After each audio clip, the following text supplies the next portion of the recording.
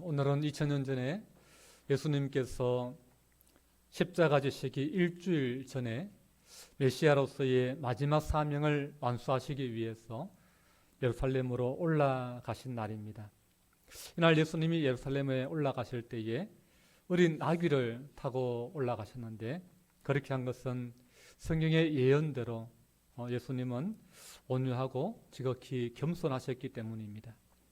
그때 예수님의 제자들을 비롯하여 예수님을 환영하는 많은 사람들이 주변에 있었는데, 이 사람들이 어린 나귀를 타고 예루살렘으로 입성하는 그 예수님이 가는 길에다가 종려나무, 주변에 있는 종려나무의 가지를 꺾어서 그 가지를 예수님 가는 길 앞에 이렇게 놓아서 그 길로 밟고 갈 수 있도록 그렇게 하셨습니다.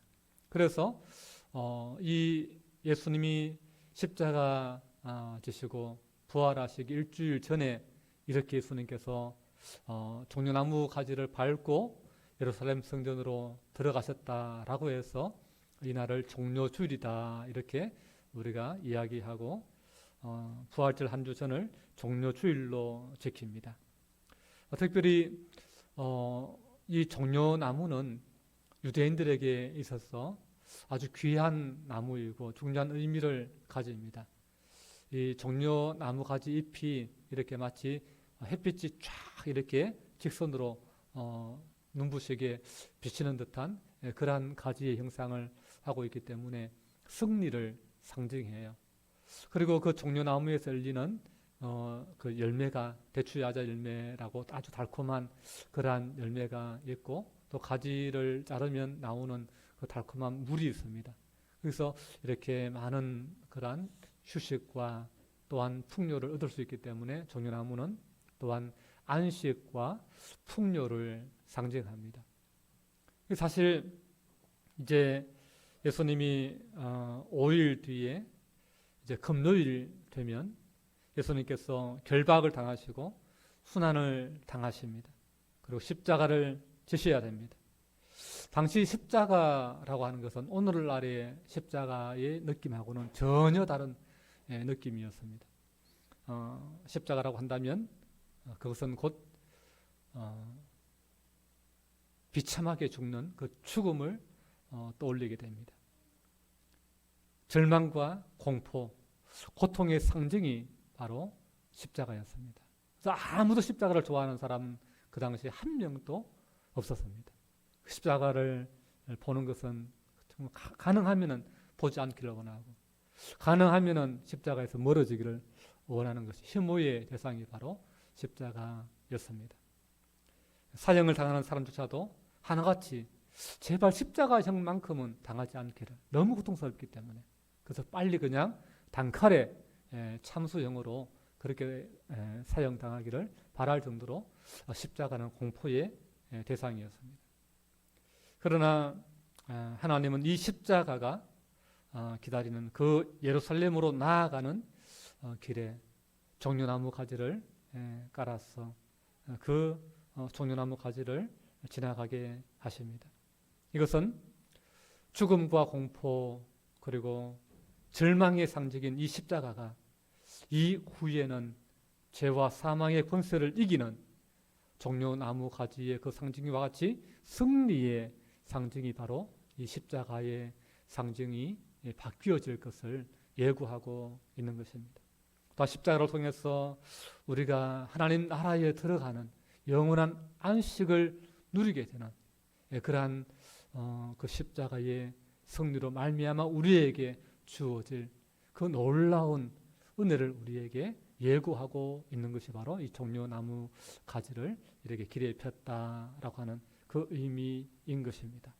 그래서 이 종려나무 가지가 상징하는 승리와 또한 안식과 이 평화, 이것이 바로 예수님이 십자가로 향해 나아가지만 그 십자가가 단순히 공포의 십자가만이 아니라 절망과 죽음의 십자가를 넘어서서 장차 예수님을 통해서 그 십자가의 의미가 이제는 승리로 그리고 평화로 그리고 안식으로 바뀌어질 것을 예고하고 있는 것입니다. 여러분, 그래서 이번 한 주는 교회적으로 1년 중에 가장 경건하고 엄숙한 한 주입니다. 특별히 나를 위해 고난받으신 예수님을 좀 더 생각하면서 이 한 주간을 주님과 연합하면서 주님 마음에 모시고 주님 말씀대로 우리가 그 말씀을 실천하고 또 주님이 이 땅에 사시면서 서로 사랑하라고 용서하라고 말씀하시고 우리를 용서하시기 위해서 십자가를 지셨고 피 흘리셨으니 우리도 내가 좀 손해 보더라도 내가 좀 억울하더라도 나도 누군가를 용서할 수 있는 그런 마음을 품으면서 이 한 주간을 사랑하고 섬기고 용서하며 보낼 수 있기를 바랍니다. 여러분, 교회의 역사는 인간의 역사가 아니라 하나님의 역사이고 성령님의 역사입니다. 그 사실을 우리가 사도행전을 쭉 이렇게 말씀을 묵상하면서 우리가 계속해서 보게 되는 것이 바로 교회의 역사는 성령의 역사다라고 하는 것입니다. 사도행전 전체의 요약이라고도 할 수 있고 사도행전의 요절이라고도 할 수 있는 사도행전 1장 8절의 말씀을 우리가 기억할 필요가 있습니다. 오직 성령이 너희에게 임하시면 너희가 권능을 받고 예루살렘과 온 유대와 사마리아와 땅 끝까지 이르러서 내 증인이 되리라. 그렇게 주님이 부활하신 주님이 성천하시기 전에 지자들에게 말씀하셨죠. 그래서 사도행전의 역사, 교회의 역사는 이 예수님이 말씀하신 대로 성령님이 이 땅에 오시면서 교회가 세워지고 또 그 교회가 성령의 권능을 받아서 복음을 온 예루살렘과 유대와 그리고 사마리아와 땅 끝으로 전해 나가는 그 이야기가 바로 사도행전의 이야기이고 사도행전에서 소개하는 교회의 역사이다라고 하는 것입니다. 우리가 지난번에 보았듯이 전도자 빌립은 스데반 집사의 순교 이후 예루살렘 교회에 닥친 박해 때에 사마리아로 가서 이제 예수 그리스도의 그 십자가와 부활, 그 생명의 복음을 전하게 됩니다. 그런데 오늘 본문에 보면 이 사마리아에서 사역하던 빌립에게 하나님의 사자가 일어나서 남쪽 가사로 내려가라 그렇게 지시를 하는 것을 보게 됩니다. 우리 26절 말씀 우리 함께 같이 읽겠습니다. 26절 말씀 시작. 주의 사자가 빌립에게 말하여 이르되 일어나서 남쪽으로 향하여 예루살렘에서 가사로 내려가는 길까지 가라 하니 그 길은 광야라. 아멘.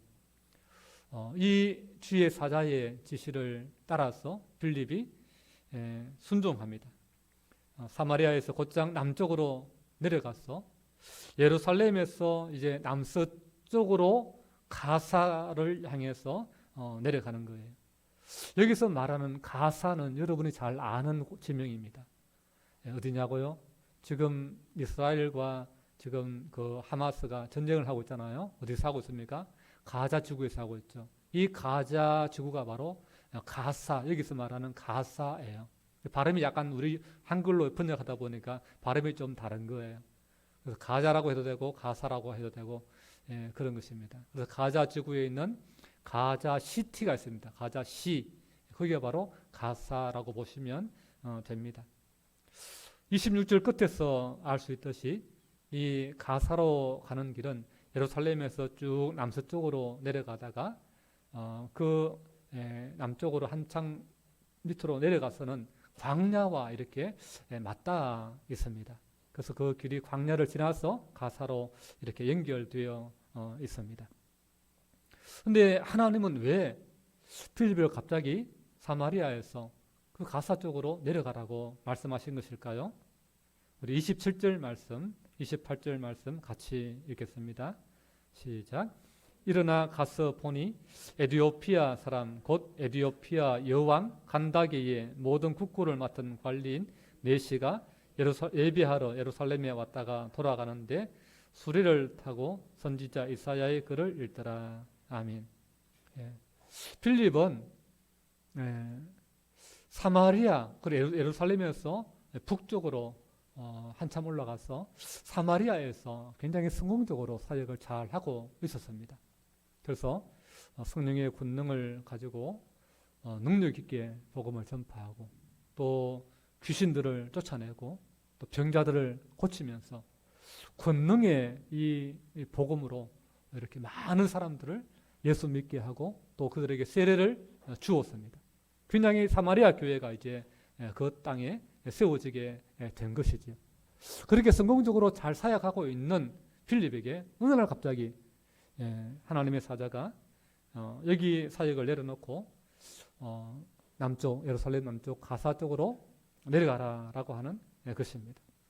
근데 왜 그곳을 떠나가야 하는지, 왜 그곳으로 가야 되는지 그 이유를 말씀해 주지 않으십니다. 그냥 무작정 남쪽으로 가서 예루살렘 쪽에서 가사로 그 내려가는 길로 가라는 겁니다.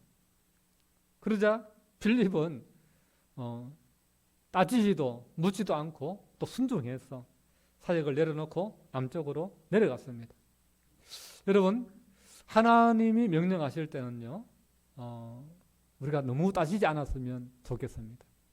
너무 그렇게 이유를 캐묻지 않았으면 좋겠습니다. 하나님이 말씀하시면 하나님이 무슨 뜻이 계신가 보다. 그리고 우리가 그냥 단순하게 담백하게 순종하는 것이 좋습니다. 그냥 순종하는 거예요. 이것이 성경이 우리에게 말하는 믿음인 거예요. 여러분, 아브라함 보십시오. 하나님이 아브라함에게 너는 너희의 고향과 친척과 아버지의 집을 떠나서 내가 너희에게 지시할 땅으로 가라. 내가 내게 보여줄 땅으로 가라. 이렇게 창세기 12장 1절에서 말씀합니다. 이때 아브라함의 나이가 몇 살입니까? 75세였지요. 여러분, 이 나이면 여러분 안정적인 노후를 도모할 그런 때이지 뭐 새로운 뭔가를 도전하고 모험할 그런 나이는 아니잖아요. 그냥 그 나이에 고향 친척 뭐 아버지의 집을 떠나서 어디로 간단 말입니까? 그런데 하나님은 가라는 것입니다. 하나님이 가라는 땅은 아브라함이 가본 땅이 아니에요. 한 번도 가보지 않은 땅입니다. 하나님이 아브라함에게 막 그 땅이 얼마나 좋은지 막 보여주시면서 가라고 하는 것도 아니에요. 그곳에 내가 가서 살 그곳이 살만한지 어떤지 전혀 알지도 못하는 미지의 세계입니다. 미지의 땅입니다. 그런데 하나님은 앞으로 보여준 땅이 아니라 앞으로 보여줄 땅으로 가라는 것입니다. 그런데 아브라함이 그 나이에 하나님의 말씀에 묻지도 따지지도 않고 순종해서 그대로 나아갑니다. 왜요? 하나님이 가라고 하니까 하나님이 가라고 하는데 무슨 이유가 있느냐라고 하는 것이죠. 그러니까 그 말씀에 순종해서 갔을 때에 아브라함이 어떻게 됩니까? 믿음의 조상이라고 하는 엄청난 그러한 축복을 받게 되는 거예요. 여러분, 모세도 나이 80에 하나님으로부터 부름받지 않습니까? 모세야, 나와 함께 내 일 좀 하자. 애굽으로 돌아가라. 그렇게 주님이 부르십니다. 근데 모세가 주님, 내가 이 나이에 어떻게 합니까? 나는 말도 잘 못하고 나는 능력도 없고 광야에서 40년 동안 양만 치다가 지금 아무것도 내세울 그 자격도 없는데 이런 내가 어떻게 애굽의 그 제국의 왕 앞에 내가 당당히 설 수 있습니까? 온갖 핑계를 대면서 못한다고 하죠. 그러나 결국 어떻게 합니까? 하나님께서 그를 순종하도록 바로 앞에 세우는 것을 보게 됩니다. 여러분, 모세가 만약에 불순종하고 그냥 양이나 치고 남은 여생을 보냈다면 모세는 성경에 없는 거예요. 성경에 기록될 수가 없는 거예요. 근데 그 80이 되었지만은 그러나 하나님이 가라고 하실 때에 참 불가능해 보이고 어떻게 내가 그걸 감당할까 암담해 보였지만은 말씀에 순종해서 갔더니 그 이후로 124세에 죽을 때까지 그 남은 40년의 삶이 그 지금까지 살아온 80년의 삶보다 비교할 수 없을 만큼 위대한 삶, 놀라운 삶, 기적의 삶을 경험하지 않았습니까? 우리 하나님의 말씀은 여러분 후회가 없는 것입니다. 하나님의 부르시면은 후회가 없는 줄로 믿습니다. 그래서 하나님이 말씀하실 때는 우리가 그냥 따지지 말고 순종하면 나중에 가면 하나님이 그래서 나를 부르셨구나. 그래서 나에게 이 말씀을 주셨구나. 우리가 순종하면 그 인생은 복을 받는 거예요. 그 인생은 빛이 나는 거예요. 그 인생은 위대하게 쓰임 받는 겁니다. 이게 성경이 우리에게 말하는 것입니다. 로마서 11장 29절에 이렇게 말합니다. 하나님의 은사와 부르시면은 후회하심이 없느니라. 여러분 아멘이시죠? 사랑하는 여러분들이요, 주님이 말씀하실 때 성령님께서 감동하시고 깨닫게 하실 때에 여러분 순종할 수 있는 은혜가 있기를 바랍니다. 필립이 순종하고 갔더니 가사로 가는 길에 누구를 만납니까? 에티오피아 여왕 간다게의 관리 그 내시를 국고를 맡은 내시를 만나게 됩니다. 하나님이 필립을 보내신 이유가 바로 에티오피아 여왕의 국고를 맡은 관리를 전도하기 위해서였던 것입니다. 여러분 왕궁에서 여왕의 그 국고를 그 나라의 국고를 전체를 다 관리하는 사람이라고 한다면 여러분 핵심이지 않습니까? 오늘날로 말하자면 뭐 재무부 장관이라고도 할 수 있는데 지금은 뭐 그렇게 크지 않지만 그 옛날로 올라가면 올라갈수록 이 재정을 맡은 국고를 맡은 이 요직은 정말 핵심 중에 핵심이거든요. 그런 엄청난 그 사람이 지금 예루살렘에 왔다가 지금 내려가고 있는 중에 있는 것입니다. 근데 그 사람이 그 에티오피아 사람인데 지금 굉장히 멀리서 왔어요. 이 에티오피아 사람이 도대체 뭐 때문에 그가 예루살렘에 왔던 것일까요? 우리 27절 말씀에 뭐 때문에 왔다고 했습니까? 27절 말씀에 예배하러 왔다 그랬죠. 와, 지금 멀리 그 먼 에티오피아에서 지금 그 까만 흑인이 예루살렘에 하나님을 예배하기 위해서 그 먼 길을 지금 수레를 타고 끌고 왔다는 것입니다. 그리고는 28절에 보면 그가 수레를 타고 가면서 뭘 하고 있었다고 말씀합니까? 이사야 선지자의 글을 읽고 있었다. 그렇게 말씀합니다. 여러분 별로 안 놀라시는데 정말 이 부분에 있어서 우와 이렇게 여러분 나오셔야 됩니다. 여러분 왜냐하면 우리는 여기서 두 가지 놀라운 사실을 알 수가 있지요. 하나는 흑인 그 멀리 아프리카 에티오피아 사람이 하나님을 믿고 예배하고 있다는 사실, 이것이 참 놀라운 일이 신기한 일이 아닐 수가 없습니다. 또 하나는 당시 귀하디 귀한 그 성경을 이 에티오피아 사람이 가지고 다니면서 읽고 있다라고 하는 사실입니다. 여러분 당시의 성경은요 지금처럼 인쇄해내는 성경이 아니에요. 인쇄하는 기술은 근대에 들어와서 발명된 지 얼마 되지 않습니다. 이 당시에는 종이도 없던 시절입니다. 종이는 중국에서 최초로 발명하지 않습니까? 그게 1세기 이후입니다. 1세기 이후. 100년 이후입니다. 근데 지금 이 시대는 지금 한 40년, 기원 후 한 40년밖에 안 되는 시점이니까 종이가 없던 시절입니다. 그러니까 어떻게 우리가 뭔가를 기록하려면 어디다 기록합니까? 짐승을 잡아서 가죽을 벗겨서 그 가죽을 잘 마름질해서 그 가죽에다가 이렇게 모든 문서들을 기록을 했습니다. 그리고 양피지라고 이렇게 하지요. 혹은 또 파피루스라고 하는 그 우리나라의 어떤 그런 푸들 비슷한 그런 식물을 이렇게 잘 마름질해서 납작하게 만들어서 그것을 연결시켜서 붙여가지고 딱 붙여서 말려가서 그 위에다가 이렇게 종이 대신 썼습니다. 파피루스에다가 이렇게 한 것이죠. 그런 시절입니다. 그런 시절이니까 한자 한자 정성을 들여서 참 필사를 하던 그런 시절에 성경이 어디 있습니까 도대체?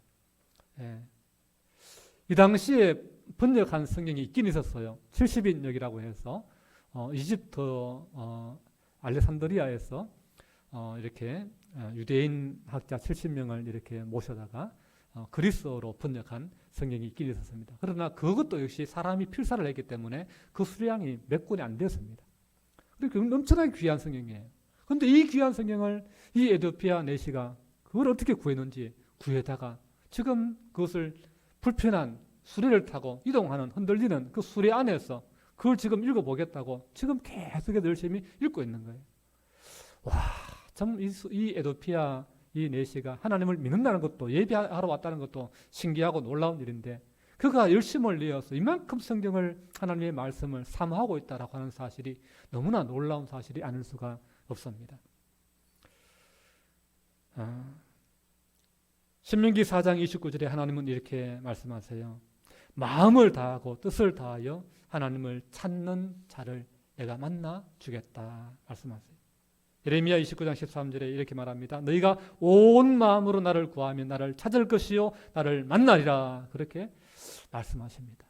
여러분, 그러니 이 멀리 있는 에디오피아, 거기서 하나님을 만나겠다고, 하나님을 예배하겠다고, 그 하나님을 예배하는 그 성전에 가서 내가 하나님 예배하고 싶다고, 그렇게 하나님을 사랑하는 마음, 하나님을 찾는 그러한 온 마음을 다해서 하나님의 말씀을 사랑하는 그를 하나님이 보시는 거예요. 그를 하나님이 찾아내시는 거예요. 아, 이 사람이 지금 나를 찾고 있구나. 예, 나를 만나기를 원하고 있구나. 그 하나님께서 유능한 전도자 빌립을 사마리아에서부터 하나님이 콜링하시는 거예요. 빌립아, 네 지금 좀 사마리아 사역 지금 내려놓고 지금 빨리 지금 예루살렘에서 가사로 내려가는 그 길로 빨리 가라. 그렇게 하나님께서 보내시는 거예요.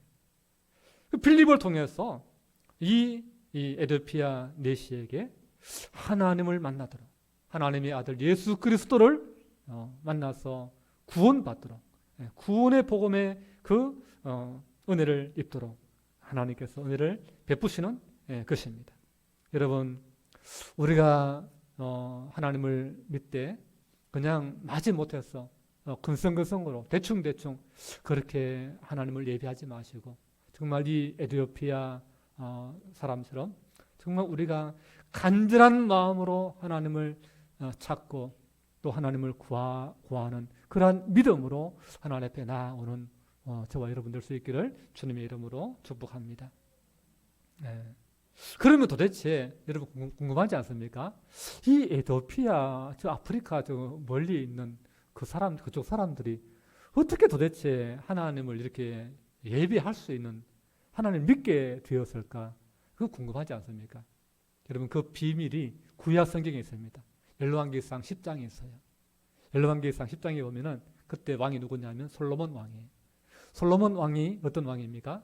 하나님 앞에 1000번제를 드리면서 하나님을 지극정성으로 예배하던 그렇게 하나님을 경외하던 왕이 아닙니까? 그래서 하나님께서 감동을 받으신 거예요.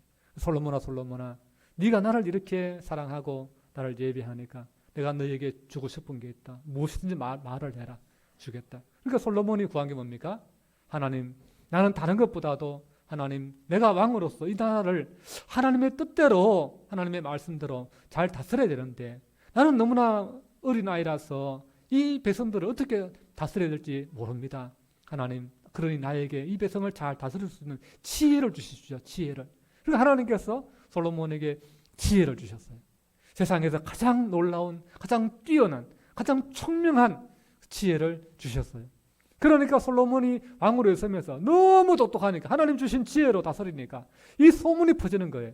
소문이 퍼져서 이스라엘 안에서만 아니라 외국으로까지, 이방 나라까지 솔로몬의 명성이 퍼져나가기 시작하는 거예요. 솔로몬 때문에 이스라엘 나라가 부유하게 되었다더라. 솔로몬 때문에 그 나라가 부자가 되었다더라. 선진국이 되었다더라. 솔로몬 때문에 그 나라가 강해졌다고 하더라. 그러면서 이방의 나라들이 솔로몬을 만나기를 원하는 거예요. 솔로몬을 보고 싶은 거예요. 그래서 수많은 주변의 나라 왕들이 예물을 들고 찾아와서 솔로몬을 만나는 거예요. 그런데 열왕기상 10장에 이렇게 기록된 내용을 쭉 보면은 그 찾아왔던 솔로몬을 순방으로 찾아왔던 주변의 왕들 가운데 가장 많은 금을 들고 찾아왔던 왕이 어떤 왕이었냐? 바로 남방의 스바 여왕이었다. 그렇게 말씀하고 있습니다.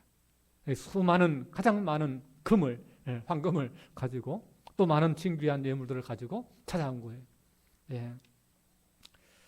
그때에 이 여왕과 그 여왕을 수행하는 그 많은 그 신하들 일행들이 그 예루살렘에 와서 가만히 있었겠어요? 솔로몬 왕을 만나려면은 하나님을 예배도 해야 되고 또 솔로몬 왕과 이야기하다 보면은 그 지혜를 어디서 얻었는지 듣다 보면은 하나님의 이야기를 안 만날 수가 없는 것이죠. 그러면서 자연스럽게 솔로몬 왕이 믿는 하나님, 솔로몬 왕에게 지혜를 주신 하나님, 그 하나님이 정말 위대한 하나님이구나, 진짜 신이구나. 그러면서 이 에도피아 그 서바 여왕이 이제 하나님을 알게 되었던 것입니다.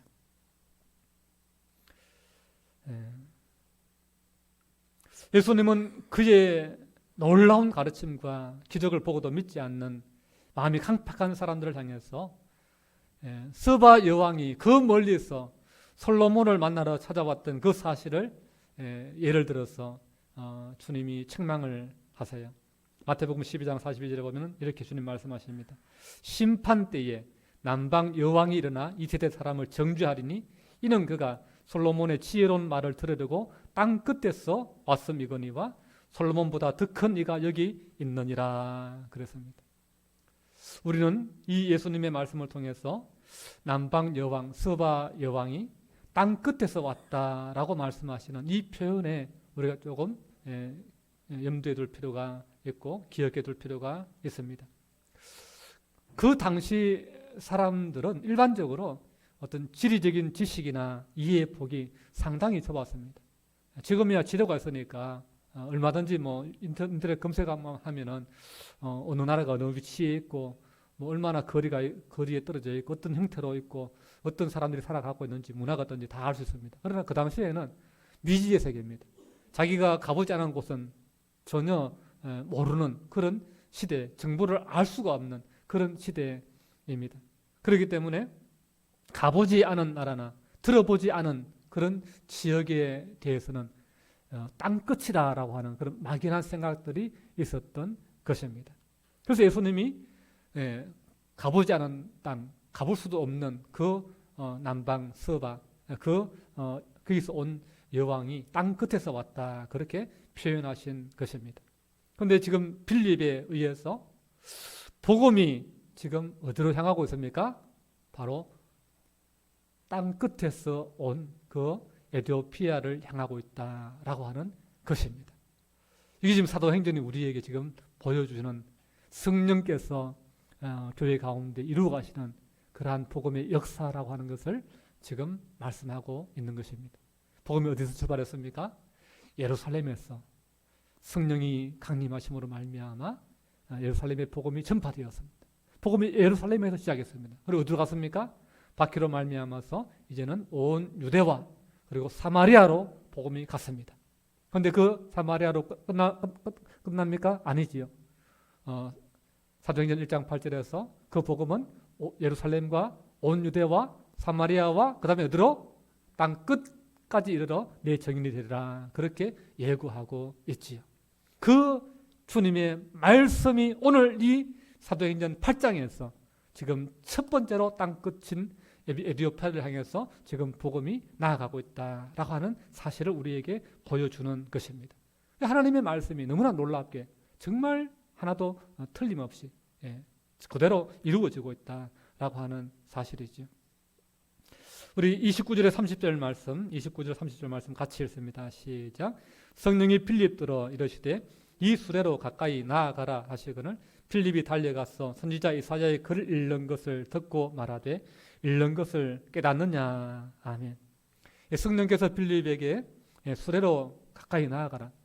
빌립을 왜 그곳으로 보내는지 빌립이 아직까지 모르죠. 그런데 그곳에 도착하니까 수레가 보이는데 성령께서 그때 다시 빌립에게 저 수레로 나아가라 그렇게 말합니다. 그래서 빌립이 그 수레로 달려갔다 그렇게 말씀하고 있죠. 달려가서 수레 옆에서 귀를 기울여 보니까 지금 뭔가를 읽고 있는데 그 읽는 내용이 이사야스의 내용을 읽고 있는 겁니다. 그러다 이제 빌립이 말을 붙입니다.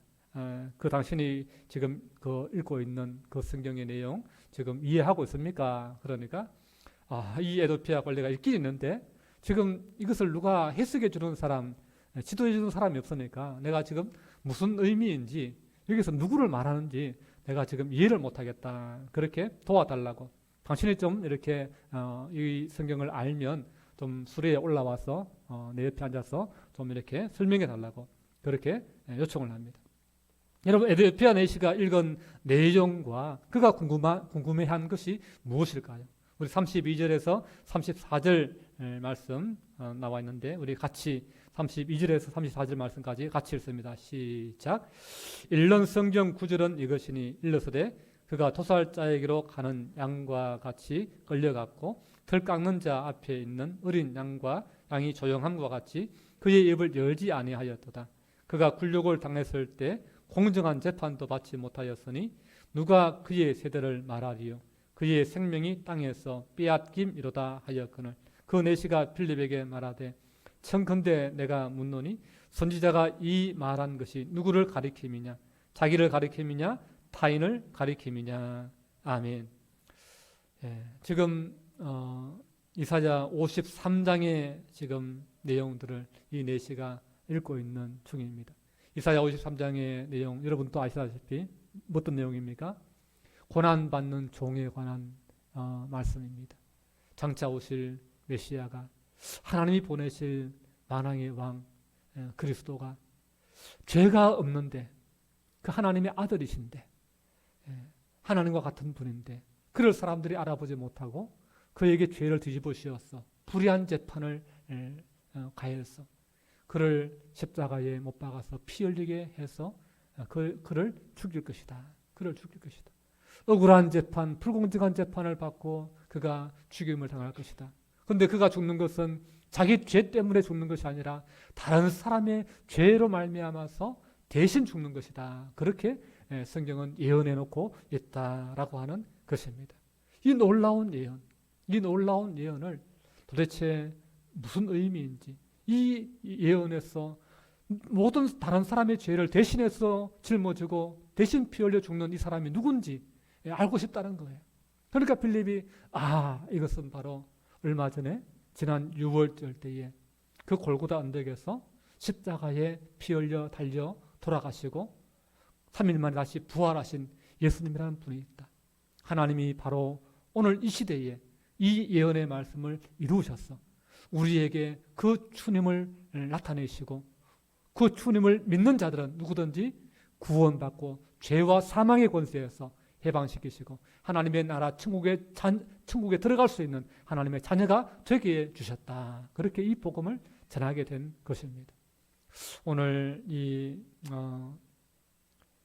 에티오피아 이 내시가 하나님의 말씀을 놓고 특별히 이사야서의 53장의 그 말씀을 보면서 이분은 도대체 누구길래 죄가 없는 분이 무지한 분이 이렇게 억울한 재판을 당하고 억울한 죽임을 당하나 왜 다른 사람의 죄를 이 사람이 뒤집어서나 그것을 궁금증을 여기고 궁금해하고 고민하고 이 사람이 누굴까 알려고 애를 썼던 모습을 우리가 보면서 우리가 이 사순절 특별히 고난주간을 이 한 주간 우리가 보내면서 오늘 우리가 가져야 될 생각 우리가 가져야 될 자세가 바로 이것이 아니겠습니까?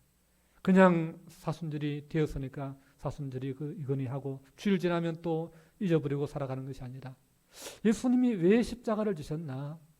그 죄가 없는 그분이 왜 십자가에 그 무서운 십자가, 그 공포의 십자가, 그 부끄러운 십자가를 왜 그분이 지셔야 되는가? 그를 여러분 한번 내 마음속에 여러분 생각해 보십시오. 영광스러운 하나님의 나라 천국에 계셨던 그 하나님의 아들이 그의 영광의 그 보좌를 버리고 이 땅에 나와 같은 인간의 몸으로 이 땅에 오셔야 되는가? 그것은 바로 죄와 사망의 권세 가운데 죽을 수밖에 없는 나의 죄를 씻어주기 위해서는 피 흘림이 없이는 죄사함이 없다라고 하는 그 말씀대로 내 대신 주님이 피 흘려 주시기 위해서 이 땅에 오셔야 됐고, 그분이 억울한 재판을 대신 받으셨고, 그분이 대신 나 대신 피 흘려 죽으셔야 했던 것입니다.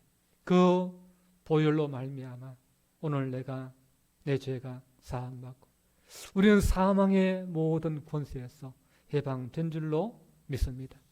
이 귀한 믿음을 오늘 우리가 가지고 우리도 빌립처럼 예수 그리스도를 증거하는 복음의 사람으로 남은 인생을 살아갈 수 있기를 주님의 은혜에 감사하며 주님을 위해서 살아갈 수 있기를 주님의 이름으로 부탁합니다. 빌립이 에티오피아 내시를 전도함으로 말미암아 에티오피아에 복음이 전해졌고, 그리고 나중에 사도 마태가 에티오피아로 가서 복음을 전하다가 순교의 피를 흘립니다. 그로 말미암아서 에티오피아는 놀라운 복음의 복을 받습니다. 그래서 로마 제국보다 더 빨리 에티오피아가 기독교화 되어집니다. 세계에서 세 번째로 빨리 기독교 국가로 그렇게 339년에 기독교를 국교로 공인하는 그런 나라가 되는 것을 보게 됩니다. 그 출발점이 바로 오늘 본문에서 이렇게 복음의 출발이 에티오피아를 향한 복음의 여정의 시작이 되었다라고 하는 것입니다.